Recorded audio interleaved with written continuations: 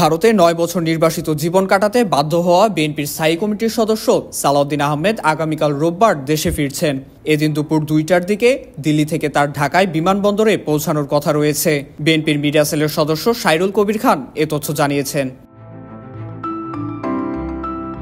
গত মঙ্গলবার গৌহাটিস্থ বাংলাদেশের সহকারী হাই কমিশন থেকে ট্রাভেল পাস ইস্যু হয়েছে তার। ২০১৫ সালের ১০ই মার্চ ঢাকা থেকে নিখোঁজ হন বিএনপি নেতা সালাউদ্দিন। তার ঠিক ২ মাস পর ভারতের মেঘালয় রাজ্যের শিলংয়ে তাকে পাওয়া যায়। তখন ভারত সরকারের তরফে ঢাকাকে জানানো হয় উদ্দেশ্যহীনভাবে ঘোরাফেরা অবস্থায় সালাউদ্দিনকে হেফাজতে নিয়েছে শিলং পুলিশ। পরবর্তীতে তার নামে ভারতে অবৈধ অনুপ্রবেশের মামলা দায়ের করা হয়।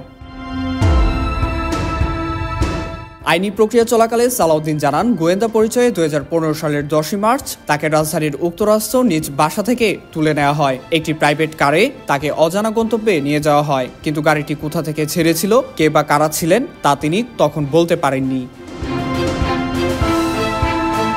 ১৯৯৬ সালে কক্সবাজার থেকে সংসদ সদস্য নির্বাচিত হন সালাউদ্দিন। তিনি বিএনপি জামায়াত জোট সরকারের যোগাযোগ প্রতিমন্ত্রী ছিলেন। মেঘালয়ে যখন আটক হন তখন তিনি বিএনপির যুগ্ম মহাসচিব ছিলেন। ভারতের জেলে থাকাকালে তিনি দলের স্থায়ী কমিটির সদস্যের দায়িত্ব পান। ২০১৮ সালের ২৬শে অক্টোবর অবৈধ অনুপ্রবেশের মামলা থেকে তাকে পুরোপুরি খালাস দেন ভারতের আদালত। সেই রায়ের বিরুদ্ধে রাষ্ট্রপক্ষ আপিল করেছিল, কিন্তু শেষ পর্যন্ত আদালত সালাউদ্দিনের পক্ষেই রায় দেন। চূড়ান্ত বিচারে তাকে বেকসুর খালাস ঘোষণা করা হয়।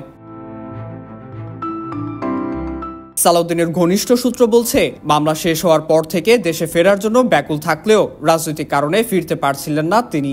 অবশেষে ছাত্র জনতার রক্তাক্ত গণ অভ্যুত্থানে প্রধানমন্ত্রীর পদ ছেড়ে পালিয়ে শেখ হাসিনা ভারতে আশ্রয় নেওয়ার প্রেক্ষিতে পাসপোর্টবিহীন সালাউদ্দিন ট্রাভেল পাস নিয়ে দেশে ফিরছেন।